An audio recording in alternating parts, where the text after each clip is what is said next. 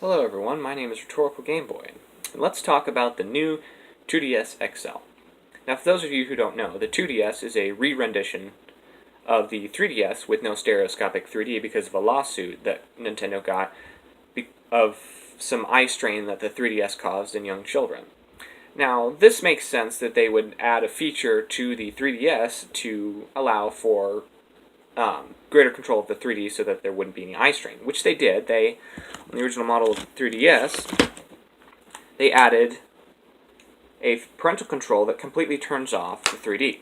And honestly, that should have been the end of it. But eventually, about a year later, they released the 2DS, a big, blocky, Game Boy looking thing that's a 3DS inside a Game Boy. I mean, it looks weird. And what they did with this is they made it so that there's no 3D whatsoever, and it's very cheaply made. It's very plasticky, and it has the screens, it's all one screen actually, on the inside. If you take one apart, it's just one screen, and there's no 3D, and that's all she wrote. So the only difference there is, and it's cheap, very cheap, going for about $60 to $80 depending on where you live, and that usually comes bundled with a game. So, great kid's toy. But now they've seen the reason to update the 2DS to have all the features of the new 3DS, such as second analog stick and second pair of shoulder buttons. Now, while this is a logical leap, I guess, it seems more like a physical firmware update for an outdated console. I don't have any problem with the 2DS as it is. There's been some cool special editions of it, and it's a kid's toy. It's not aimed at me anyway. It's aimed at younger children who want getting their first window into the world of handheld gaming, and that's great. That's honestly probably what made Nintendo so appealing back in the day, is their support for everyone. Whether you're young or old, Nintendo had what you needed. Not to say that the Switch doesn't have child-friendly support. Of course it does. It's a Nintendo. But the new 2DS XL doesn't seem like a logical step forward.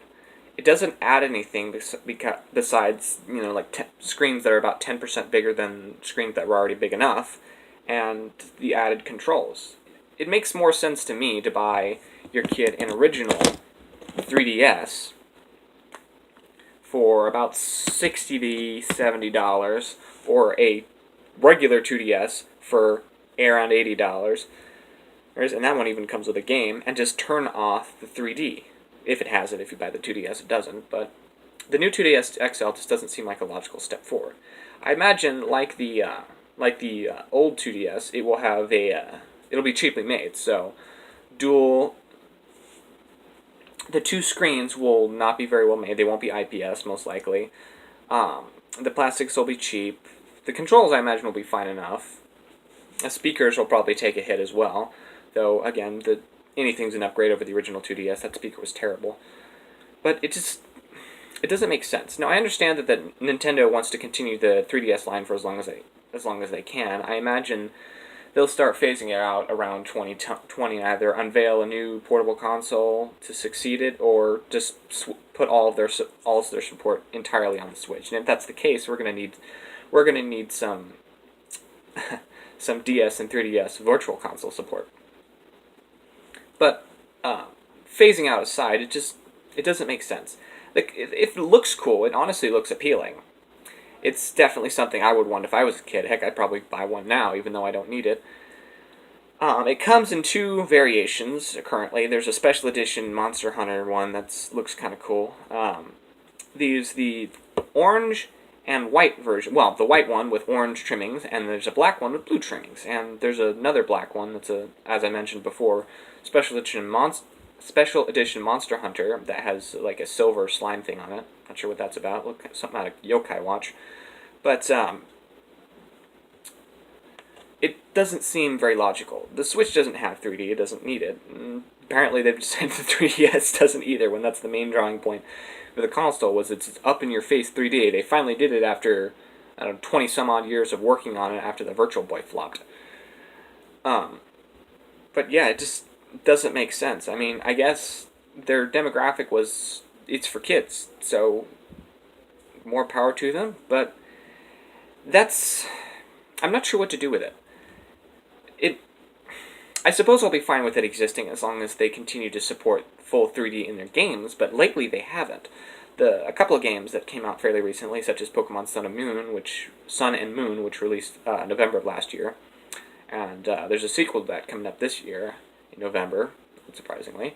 And Terraria don't have any 3D at all, which questions me: were these games used to test the new 2DS hardware, or are they just got lazy and took it out, or just didn't put it in the first place? It doesn't make sense.